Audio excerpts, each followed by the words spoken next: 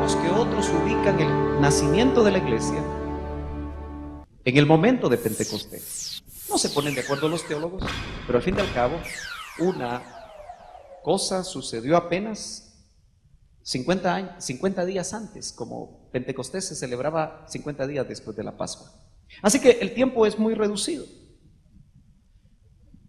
Pero la iglesia, nos dijo una vez el hermano Otto, empezó borracha, ¿se acuerda? Y dijo que iba a empezar borracha, o mejor dicho, que iba a terminar borracha. Y eso es por obra del Espíritu Santo.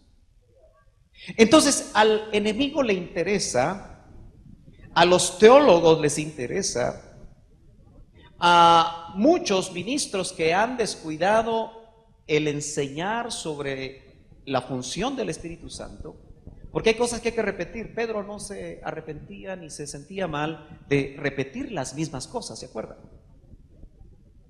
Y es que qué importante es que nosotros, hermanos, no solo conozcamos, porque yo no le hablo de un conocimiento intelectual, sino que de un conocimiento que realmente se pueda vivir, se pueda experimentar. Por 4 domingos o 3 domingos nosotros hablamos sobre la alabanza y la adoración. Y me gozo que usted lo esté experimentando. Aquí algo está sucediendo. Desde que hablamos que el Señor anda buscando adoradores que le adoren en espíritu y en verdad, sospecho que usted ahora se está dejando llevar más por el espíritu para la alabanza y la adoración. De tal forma que qué bueno es que la palabra se ponga por obra. Pero acuérdese que ahora que hablamos del espíritu, y es que sin espíritu no podemos adorar. Pero es importante que conozcamos lo que el Espíritu Santo hace y va a hacer en medio nuestro, porque he llegado a la conclusión, hermano amado, que sin espíritu no hacemos la obra de Dios. La hacemos carnalmente, la hacemos por la experiencia que quizás se ha adquirido, la hacemos porque así nos mostraron otros, pero cada etapa de la iglesia, aún en la historia de la iglesia, cada enemigo que tiene que enfrentar la iglesia según las etapas que le toque vivir. Y es que si somos la generación que va a ver al Señor venir en los aires, en su parucía, sin duda, como dice la Escritura, tendremos que enfrentar cada vez más fuertes batallas donde necesitamos ser guiados por el Espíritu Santo. Así que, hermano amado, yo anhelo con todo mi corazón que usted, cada vez que empezamos una serie de temas, deje de ser haragán. Estudie la palabra, léala, ruméela, medítela, métase en la palabra. ¿Sabe por qué? Porque eso le va a permitir no solamente confirmar las palabras que usted escucha aquí, sino que le va a permitir el Espíritu Santo revelación personal que va a ayudar a su propia vida, la vida de su familia, va a ayudar a su trabajo, va a ayudar a sus estudios, va a ayudar a su matrimonio, va a ayudar a todo lo que usted hace. Religiosidad es venir el domingo a oír palabra de Dios y salir pensando en otras cosas. Fíjese que qué bonito es la comunión, ¿verdad, hermanos? Pero a veces en la comunión hablamos tonterías. Disculpe que se lo diga. Vamos a invitar más seguido al hermano, ¿verdad? Porque, ¿de qué habla usted cuando sale del culto? Solo medite, ¿de qué habla? Se queda hablando de la palabra. Mire, a mí me gustó mucho ser pastoreado por un buen pastor. Porque cuando terminaba el culto, tuve el privilegio, al ser presbítero de Iglesia Libre Central, de subir a esas gradas donde estaba la oficina de mi pastor. Gracias a Dios que tenía esa posibilidad. Muchos de ustedes quizá lo hubieran deseado también. Y cuando uno se sentaba, porque subíamos varios, el hermano Otto, al terminar de predicar, seguía predicando y seguía hablando de lo mismo. Y entonces uno, hermano amado, mis hijas, tal vez desde esos tiempos no se recuerdan porque eran pequeñitas y con que se les diera pacha era suficiente. Pero nosotros terminamos saliendo a las 2 de la tarde de ahí. Éramos los últimos de salir juntamente con el pastor. Y quizá yo no sabía que a mí me estaban preparando porque hoy soy el último que salgo muchas veces. Porque así nos toca a los ministros de Dios.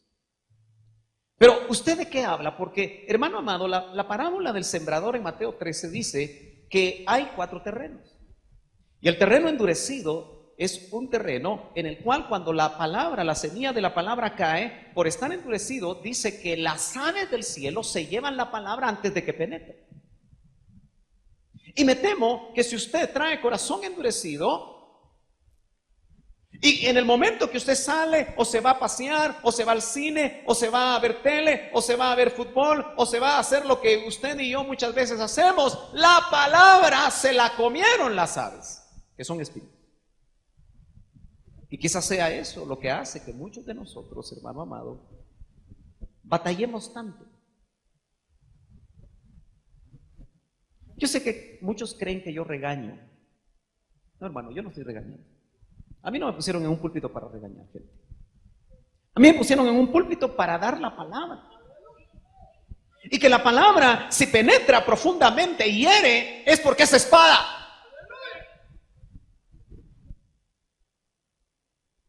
Cuando no hiere la palabra, asustémonos.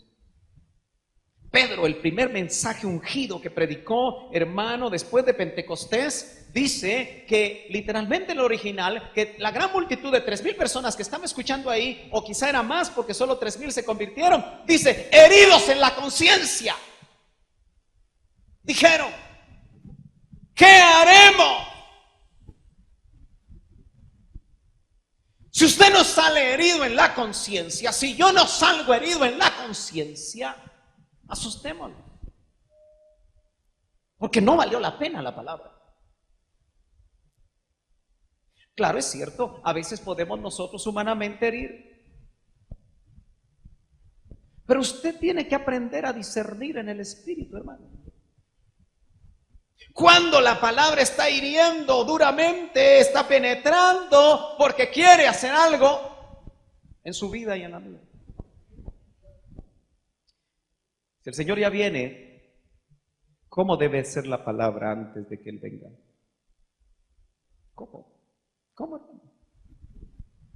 ¿Cómo debería de ser la palabra? Así que el enemigo va a tratar de lograr que en usted y en mí lo que la Biblia dice acerca del Espíritu Santo solo quede como conocimiento, si es que lo tenemos, y no como experiencia. Yo no sé por qué hoy en la mañana el Señor hablaba a mi corazón y me hacía ver que muchos tal vez tienen la idea que la Trinidad, es decir, el Padre, el Hijo y el Espíritu Santo, son un 33% de esa unidad. Y eso es totalmente falso. ¿No cree usted que el Espíritu es 33% Dios? ¿El Hijo es 33% Dios? ¿O el Padre es 33% Dios para juntar una unidad? Tal vez porque yo tuve que estudiar mucha matemática para sacar mi profesión. El Señor me decía, en las matemáticas mías no suman las cosas como suman en la matemática normal. Porque el Padre es 100% Dios, el Hijo es 100% Dios y el Espíritu Santo de quien vamos a hablar es 100% Dios. Y entonces dice, en esta matemática 100 más 100 más 100 no es 300. 100 más 100 más 100 es 100 igual a 1, unidad. Esa es la matemática de Dios. Entonces yo le quiero hablar de aquel que es, o que también como en el Hijo habita toda la plenitud de la deidad. Se llama Espíritu Santo. Y dice la Biblia que el Espíritu Santo es el Señor. Entonces yo quiero que usted me acompañe. Si usted quiere abrir la Biblia, si la trajo, y es que, hermano amado, traiga su Biblia, traiga sus crayones. ¿Usted nunca vio que las Biblias del hermano Otto estaban llenas de crayones? Marcadores .01. Hasta en eso me fijaba yo. Compraba estuches donde pudiera tener, y escribía con esa letra tan fina, porque llenaba la Biblia de notas. Bienaventurado el hermano Oscar, que tiene todas las Biblias del doctor. Estoy hablando del hermano Oscar Ríos, su hijo. Se quedó como con 60 Biblias anotadas. Ojalá que las esté leyendo todas y que esté leyendo las notas. Si no, vamos a ir a tomar así con cámara. ¿Usted no haría eso? Una vez las trajo aquí algunas, ¿verdad? Para los que vienen los miércoles, porque como yo tengo dominicos, nicos, que no vienen los miércoles. Pero un miércoles, hermano Oscar nos habló sobre que la mejor versión son las versiones y trajo muchas Biblias anotadas. Y los hermanos que vinieron, los poquitos que vinieron, pudieron ver ahí las notas. Aleluya. Claro, cualquiera que no conoció a este ministro estará diciendo, ¿por qué hablan solamente de él? Ve, hasta lo están deificando porque mandaron a hacer un arreglo por con el nombre. No, es que fue la primera promoción de la Universidad de Lima, hermano, que le pusieron doctor Otoniel Ríos Paredes, antes de que usted piense mal. Ahí dice graduación Universidad de Lima. Y los hermanos quisieron que la primera aquí en Guatemala llevara ese nombre como un tributo. La primera epístola de Timoteo, capítulo 3, verso 16. Yo tengo aquí como para hablar 3 horas, pero usted quiere que solo hable una, yo hablo una y seguimos el otro domingo. Pero dice el verso 16, e indiscutiblemente grande es el misterio de la piedad. Primera de Timoteo, capítulo 3, verso 16. Él, hablando de Jesús, fue manifestado en la carne. Obviamente, ella es el verbo. Pero se le conoció como Jesús, como el Cristo. Me interesa la frase que viene ahorita, dice, vindicado, o como dirá su versión, justificado en el Espíritu. Contemplado por ángeles, proclamado entre las naciones, creído en el mundo y recibido arriba en gloria. En un solo verso, el apóstol Pablo recibe revelación para definir el misterio de la piedad. El misterio de la piedad es Cristo. Pero la frase que a mí me interesa es justificado o vindicado por el Espíritu. Eso lo que quiere decir, hermano amado, es que todas las acciones de Jesús fueron justificadas por el Espíritu, es decir, declaradas justas y rectas. Quien estuvo guiando, quien estuvo, hermano, trayéndole todo lo que el Padre quería que hiciera el Hijo en la tierra, fue el Espíritu Santo. Y es exactamente lo que nosotros tenemos que empezar a notar. Alguien que toca un instrumento sin llenura del Espíritu Santo no funciona, aunque toque bien. Alguien que canta con una voz de ruiseñor, pero si no hay Espíritu Santo, no funciona. Alguien que predica la palabra de Dios, aunque sea un pico de oro, si no está lleno del Espíritu Santo, no funciona. No funcionamos así. Y la iglesia se ha vuelto humana. La iglesia se ha secularizado. La iglesia, hermano amado, está usando métodos humanos para formarla. Y así que no se asuste si hay grandes conglomerados que están llenando grandes templos.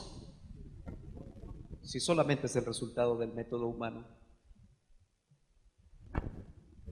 Por eso yo me acuerdo de tantos detalles, hermano, que me han mantenido como un faro en mi camino. El movimiento de crecimiento que empezó hace 40 años, del cual hacen tanta laraca hoy, se interesó por aquel ministro que tenía la iglesia más grande de Centroamérica y lo llegaron a entrevistar. Y le dijeron, hermano Otto, ¿cómo hace usted para que su iglesia crezca? ¿Qué método usa? Porque querían ese método. Y él les contestó, yo no uso ningún método. pero de repente se recordó que había uno bíblico. El bíblico. ¿Y cuál es ese hermano Otto? Citando Hechos, dice, y la palabra crecía, y el número de los discípulos se multiplicaba. Ese es el método que uso, el bíblico. Así que lo válido es el método bíblico. Que crezca la palabra y que los discípulos, no los asistentes. Hermano, yo a veces soy pesado, ¿verdad? Pero a mí no me interesan los visitantes, no me interesan los asistentes, me interesan los discípulos. Aquel que decidió seguir a Cristo, para que juntos caminemos. ¿Verdad que pareció pesado? Pero yo hablo en el Espíritu, hermano. Usted discierna. Amén. Entonces, note usted que todo lo que hizo Cristo, por esa razón, vemos al Señor realmente agradar al Padre en todo lo que hizo en esos 3 años y medio, hasta llegar a la cruz del Calvario. Porque paso a paso, cada cosa que él hacía era justificado por el Espíritu, recibía testimonio del Espíritu que lo que estaba haciendo era lo que el Padre quería que hiciera. ¿Recibe usted y yo, recibimos testimonio de que lo que estamos haciendo está bien? ¿Sí? ¿Recibimos testimonio del Espíritu a cada paso?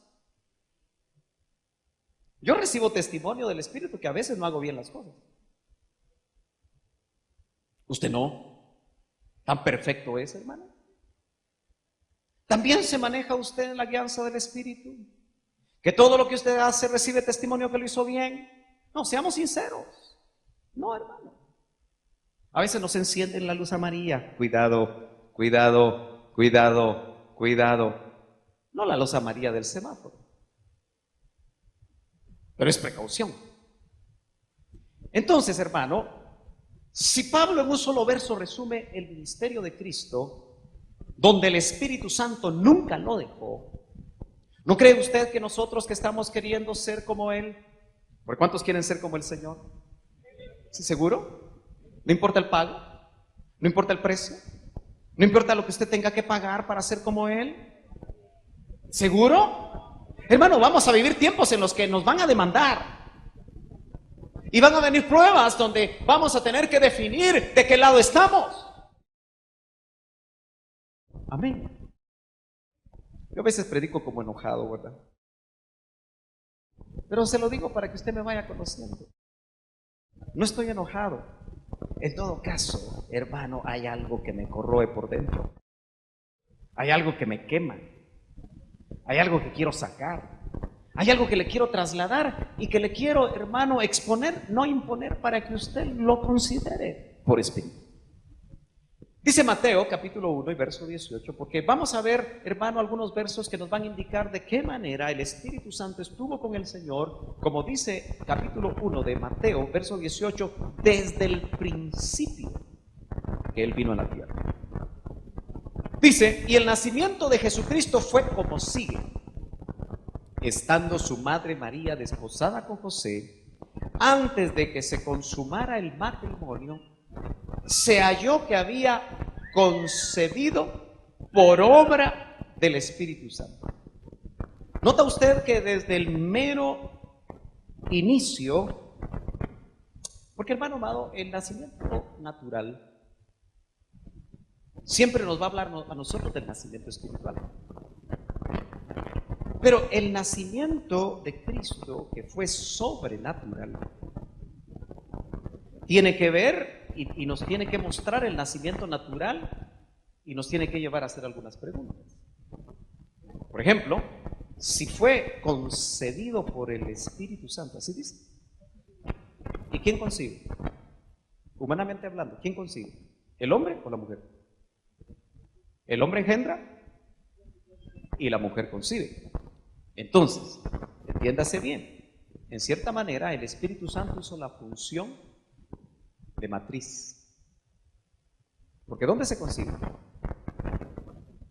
En la matriz, ¿cierto? Bueno, ¿y quién engendró? El Padre, el Altísimo. Así dice, ¿verdad? Porque el Altísimo hizo sombra. para que lo que iban a hacer fuera llamado el Hijo de Dios y fuera llamado santo.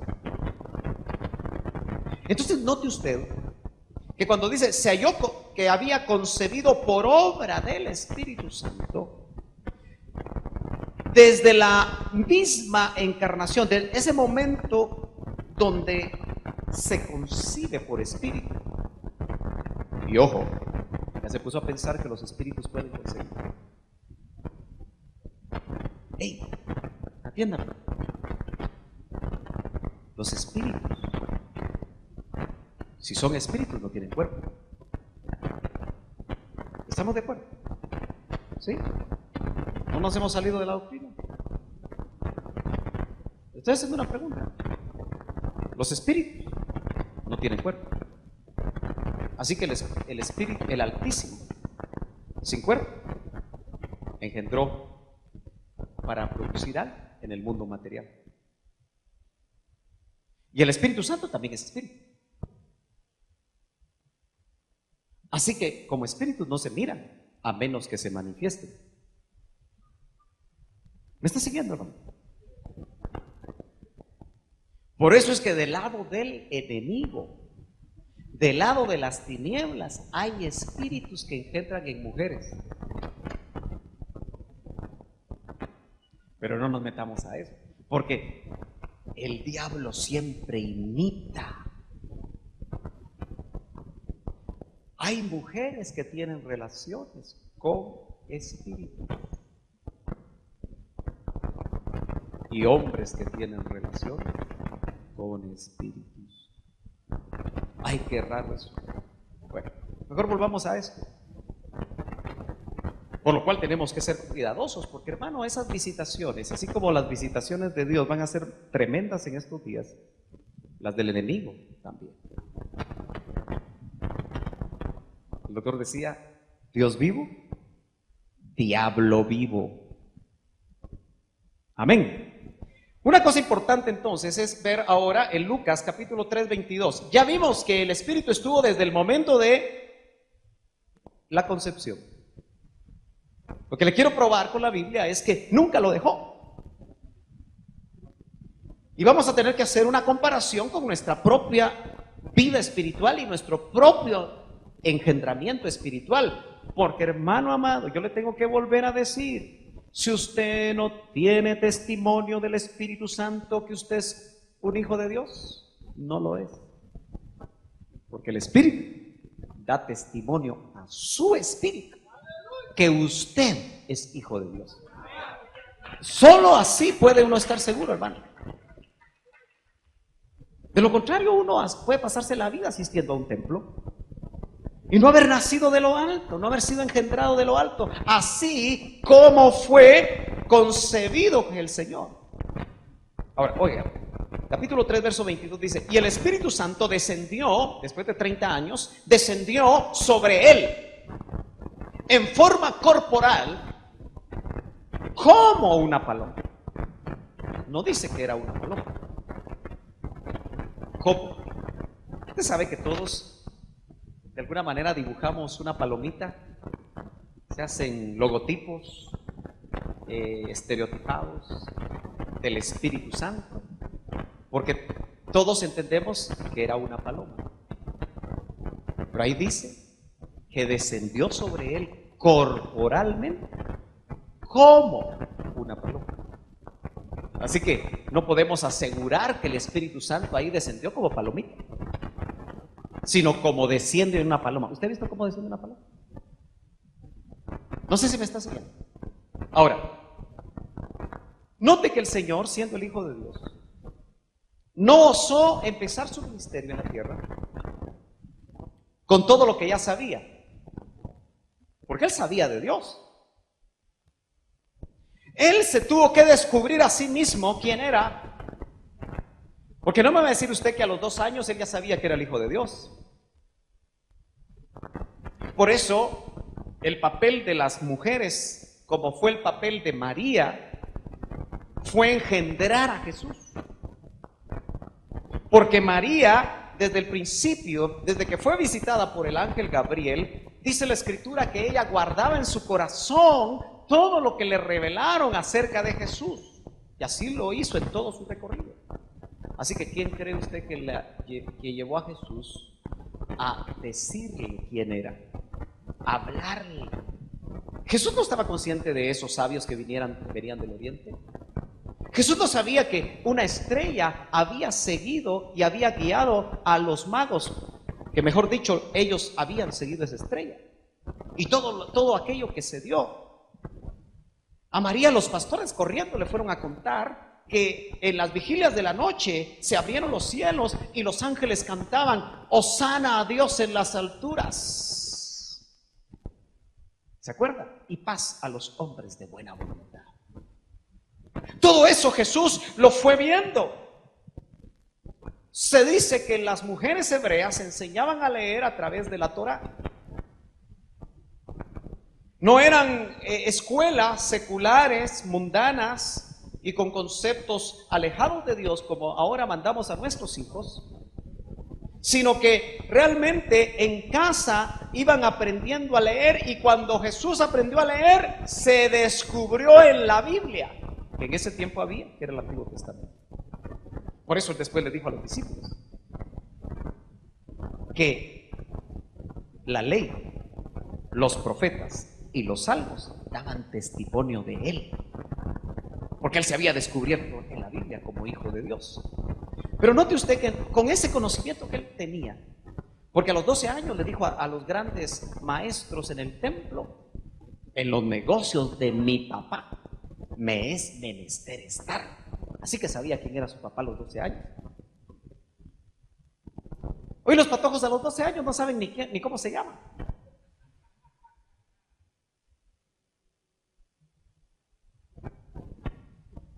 Usted se reiría con la libertad que se ríe el hermano. Usted solo oye, ¿verdad? ¿Por qué no se ríe así con la misma libertad?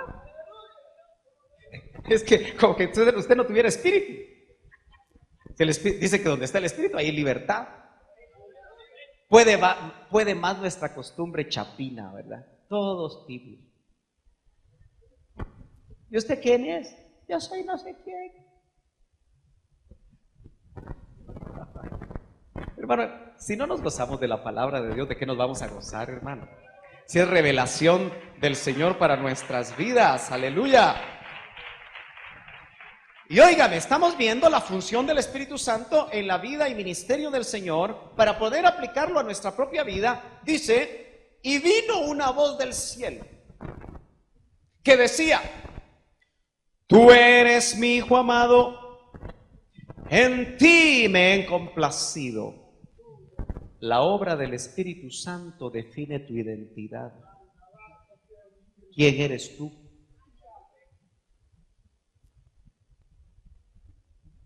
¿Tú quién eres? Yo soy un licenciado en teología, van a decir todos los que recibieron título ayer. ¿Y tú quién eres? Me hubiera visto usted disfrazado de doctor.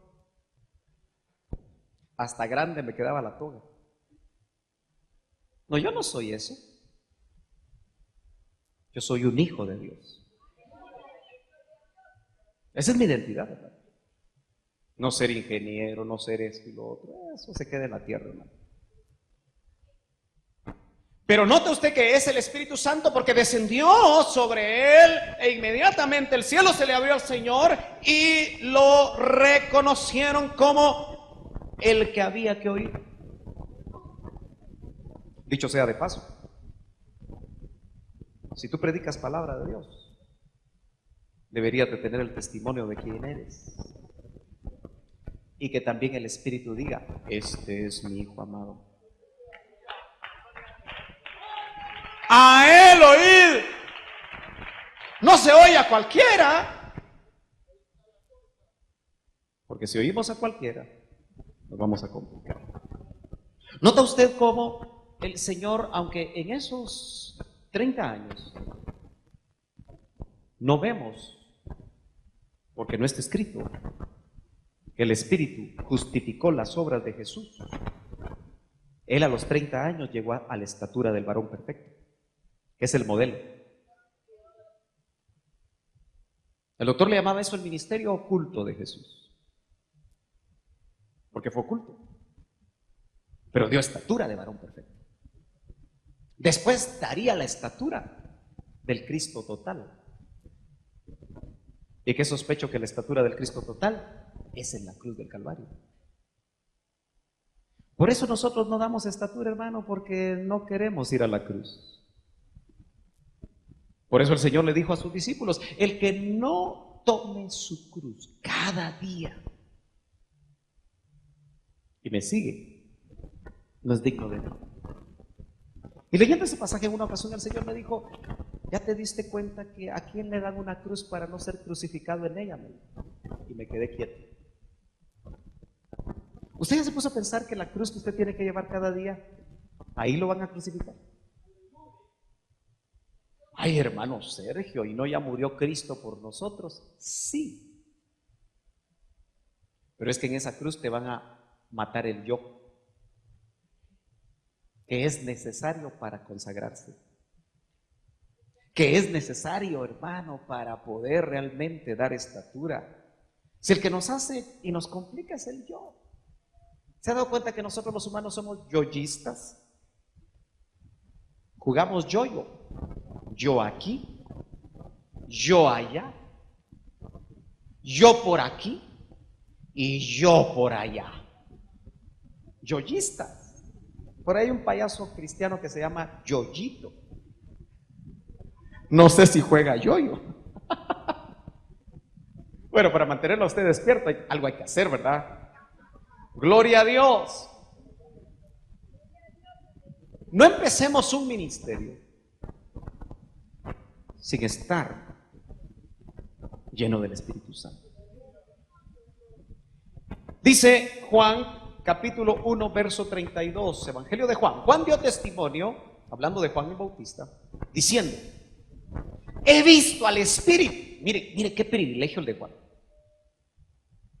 que descendía del cielo como paloma y se posó sobre él. Juan el Bautista lo vio, porque, hermano, Jesús era el primo de Juan el Bautista. ¿Quiénes aquí son primos? ¿Quiénes aquí son primos? ¿Habrán primos aquí? A ver, vengan dos primos. Dos primos, pónganse aquí los primos. ¿Cómo platican los primos? ¿Cómo platican los primos? ¿Cómo platican los primos? A ver, platiquen. ¿Cómo estás? ¿Qué tal? Pues ahí, tranquilo.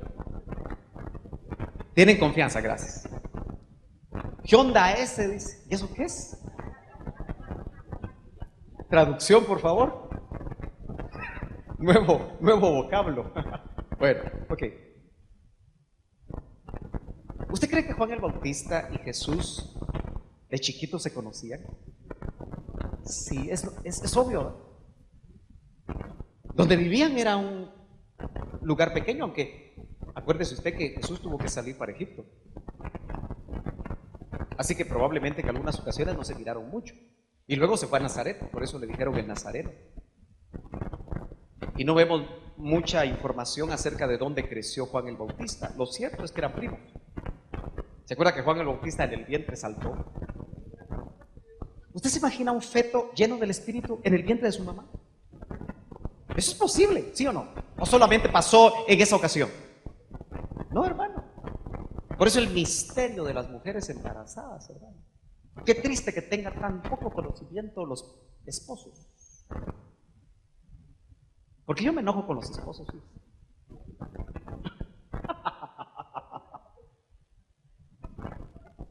Tan lentos que son.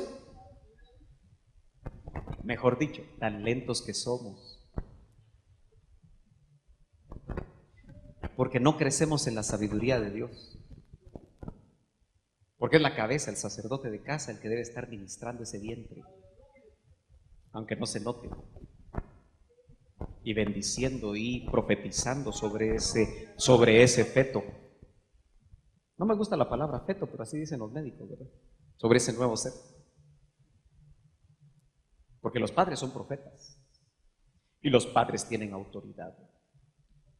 ¿Usted cree que un bebé bien ministrado le va a costar nacer? ¿Usted cree que un bebé bien ministrado no puede el Señor incluso ahí liberar de ancestros que pueda afectar aún su cuerpo? Claro que sí, pero no lo hacemos. Los papás creen que solamente están, y no me he cambiado, solo déjeme decir esto. Creen que solo están para trabajar. ¿Quién les dijo eso? Estamos para trabajar y proveer. Algunos ni lo hacen, pero no vinieron hoy, gracias a Dios. Estamos para ser sacerdotes de casa, para ministrar las riquezas espirituales a nuestra familia. ¿Y sabe usted que ahí es donde más nos ataca el enemigo? Porque no siempre lo hacemos, o la mayoría de veces no lo hacemos. Dice el verso 33, y yo no le conocía. ¿Cómo así? ¿Nunca había visto a Jesús? No, es que está hablando en el Espíritu. No sabía quién era. Pero el que me envió a bautizar en agua, dice Juan el Bautista, me dijo. Qué lindo cómo hablaban ellos con autoridad de que Dios se les revelaba, ¿verdad? Aquel sobre quien veas al Espíritu descender y posarse sobre él, este es el que bautiza en el Espíritu Santo.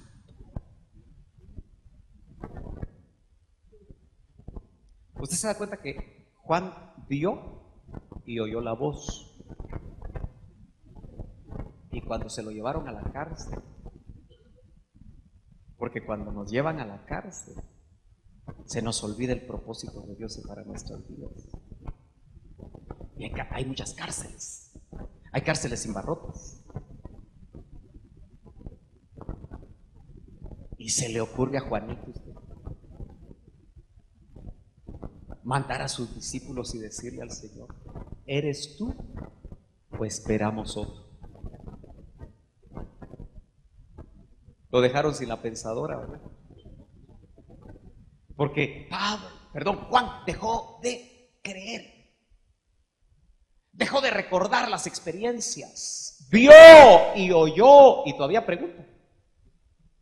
Por eso cuando nosotros bajamos de nivel, hermano, empezamos a razonar. Amén. El verso 34 dice: y yo lo he visto y he dado testimonio de que este es el Hijo de Dios. Porque el Espíritu descendió, Juan supo que él era el Hijo de Dios. Insisto, el Espíritu Santo nos devuelve nuestra identidad. Amén. Él es el que te dice: no te preocupes, tú eres hijo. Mire, hermano, aquel cristiano que se descuida y que termina cayendo en adulterio, quizá inmediatamente después de terminar el acto, el diablo le dice: no eres hijo. ¿Caíste de esa forma? Porque no eres salvo. Y si no tiene bien clara su identidad, si es hijo, es un hijo de Dios adúltero, pero tiene posibilidad de arrepentirse. Amén. Amén. ¿Tiene posibilidad de arrepentirse? Claro que sí. La sangre de Cristo, si Él se arrepiente y se aparta, nos limpia de todo pecado. Entonces hay que tener muy clara la identidad.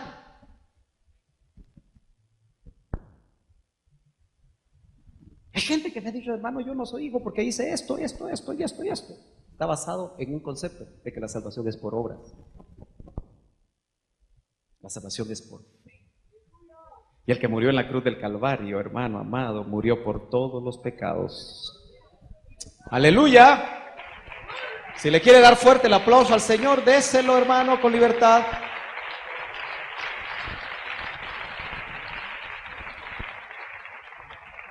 Lucas capítulo 4, verso 1. Mire cómo era el ministerio de Jesús, cómo empezó. Dice: Jesús lleno del Espíritu Santo.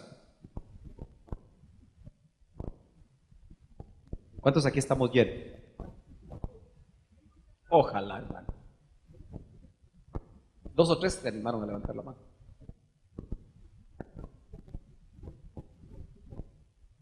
¿Cómo estará el vaso? ¿Medio lleno o medio vacío? Bueno, a propósito, ¿qué es llenura del Espíritu? Doctrina básica, ¿verdad? Es que el Espíritu tome el control de tu vida. Entonces, todavía ¿quiénes están aquí llenos? ¿Estás seguro? ¿Estás seguro? ¿Estás seguro? ¿Estás seguro que el Señor ya tomó el control de tu vida? ¿O todavía tú decides? ¿Usted se da cuenta que las llenuras van y vienen? ¿Se da cuenta que las llenuras van y vienen? A veces nos sentimos vacíos, hermano. Obviamente, lo que el Espíritu quiere es que nosotros nos entreguemos a Él, pero Él lo empuja. ¿Quieres ser lleno? Es tu anhelo. ¿No quieres ser lleno? Es tu decisión. ¿Qué pastor no añoraría que todas sus ovejas estuvieran llenas del Espíritu Santo, hermano? ¿Y cuántas ovejas no anhelan que su pastor esté lleno del Espíritu Santo para que no regañe tanto?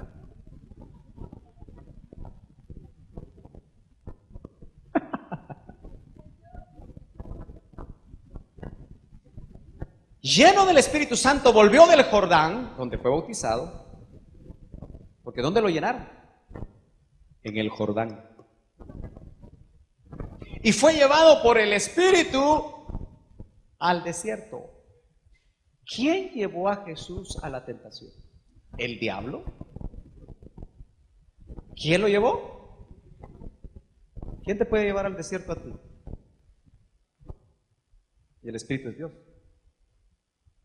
¿Se acuerda que dice la Escritura en el Antiguo Testamento que Dios llevó a Israel al desierto para probarle su corazón? Así que no todos los desiertos son del diablo. Hay desiertos donde nosotros solitos voluntariamente caminamos a Él. Hay desiertos del diablo y hay desiertos que el Espíritu te lleva para probarte. Así que la próxima vez que usted esté en un desierto, analice de cuál de los tres es. Y note, dice que fue llevado ahí al desierto, así que el Espíritu no lo soltaba. Yo quiero que usted note que el Espíritu no soltaba a Jesús. Pero lo más tremendo es que Jesús no se soltaba de Él.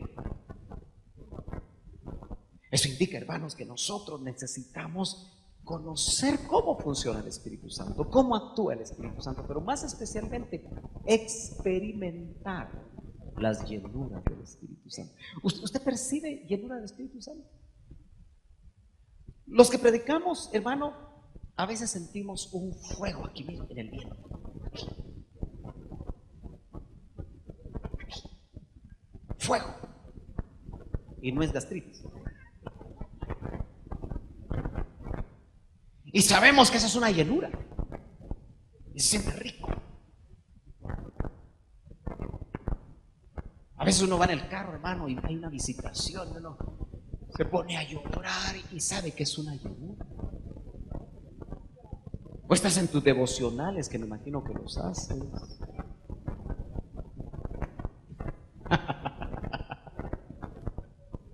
Donde percibes una presencia de Dios. El Espíritu no solamente hay que conocer por intelecto, sino experimentarlo, hermano. ¿Por qué crees que Jesús, cansado de caminar todo el día, subía al monte? Hermano, yo ayer después de la graduación me habían invitado para comer rico allá en Antigua, uno de los graduandos. Me fui a mi casa a dormir. Eso no le puse un mensaje, estoy muy cansado, disculpa. Quieto hasta el otro día. Porque nos cansamos. Y Jesús hacía y recorría las ciudades y las aldeas, así dice la palabra, y subía al monte a orar, a veces toda la noche. Eso es para el que estaba dormido. Yo digo que voy a poner de esos todo el tiempo. Gloria a Dios. Mientras los discípulos roncaban, Él oraba. Es que hay un secreto, hermano, cuando usted está cansado. Deje que el Espíritu lo llene. Porque si el Espíritu lo llena, si usted está cansado, usted renueva las fuerzas como las del búfalo. Amén. Y uno dice, está sacando fuerzas de flaqueza. No, es el Espíritu. Yo tal vez saco de flaqueza. Usted de gordeza, ¿no, verdad? Óigame, yo quiero que usted note algo, a ver si se lo puedo explicar. La capacidad que tiene el Espíritu Santo de meterse en el mundo material y de producir cosas en el mundo material se define a través de los dones. Porque por medio de un don, el Espíritu, que es el Espíritu, el don del Espíritu, produce una sanidad. Si nosotros pudiéramos tomar una foto de lo que está pasando adentro y tuviéramos la capacidad de poderlo fotografiar, nos daríamos cuenta cómo las células cancerosas, por ejemplo, están siendo sanadas, están siendo extirpadas y el Señor está creando tejidos nuevos. Un espíritu produciendo materia. ¿Me está entendiendo? Así que el Espíritu puede producir muchas cosas en nosotros si nos dejamos llenar por el Espíritu. Hermano amado, yo toda la vida he querido aprender inglés y nunca he podido, a pesar de que tengo una maestra que habla inglés y nunca me he querido enseñar. Le digo, aquí me ministro con usted. Solo me dice, ¿cuánto me vas a pagar? Mis hijas hablan inglés y yo no hablo inglés. Pero ¿sabe por qué quiero hablar? ¿Sabe cuál es mi sueño para hablar en inglés? Quiero predicar en inglés. Porque esta doctrina se debería de oír en inglés.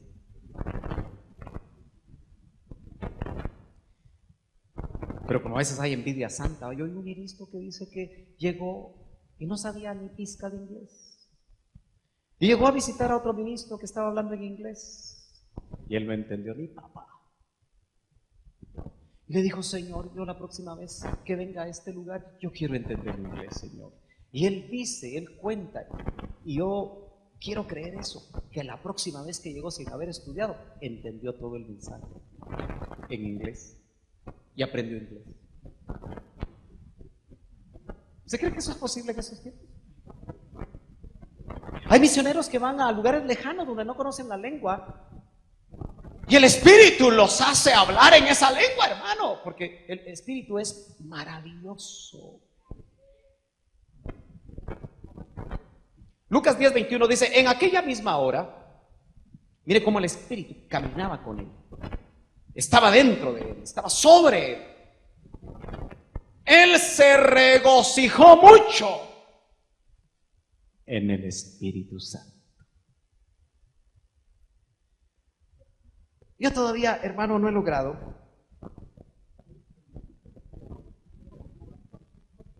expresar lo que es la palabra regocijo en el original. Y Pablo la usaba en Filipenses.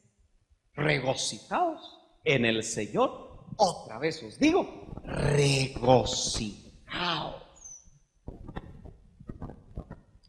Y usted toda la vida en la iglesia seria. Enseñe la mazorca, hermano.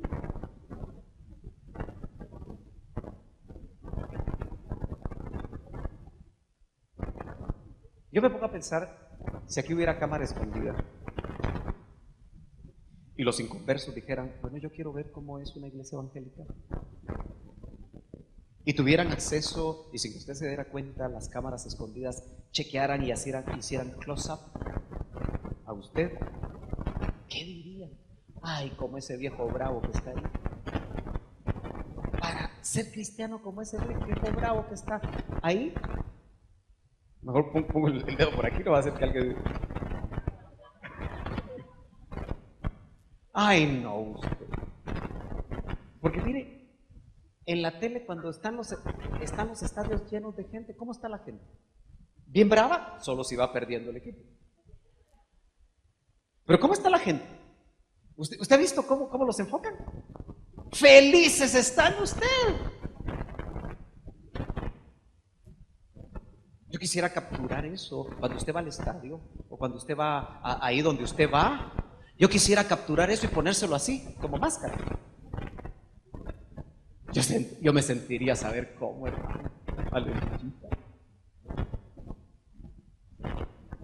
Porque ¿no cree usted que si nosotros nos dejamos llenar por el Espíritu, nos regocijaríamos?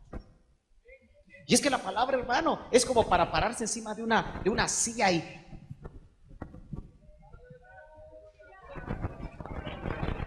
Lo que implica es un estremecimiento.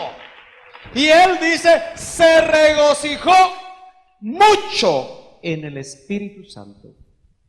Y dijo, te alabo, Padre. Eso sí es alabanza, hermano. Fíjese que ahora mejor me siento atrás yo.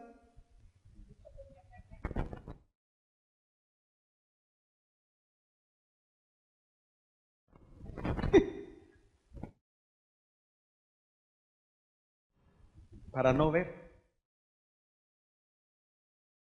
O para ver mucho.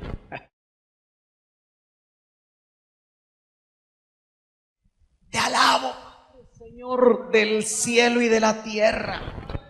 ¿Se imagina usted esa expresión de Jesús? Porque ocultaste estas cosas a sabios y a inteligentes y las revelaste a niños. Sí, Padre, porque así fue de tu agrado. Nada. ¿Dónde está el regocijo del Espíritu de los hijos de Dios que asisten a Betel?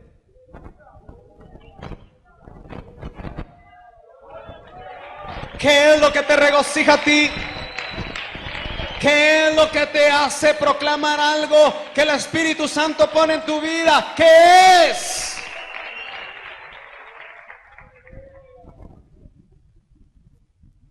Si uno aquí supiera que su tatarabuelito le dejó una finca, ¿cómo vendría? ¡Hermano Sergio!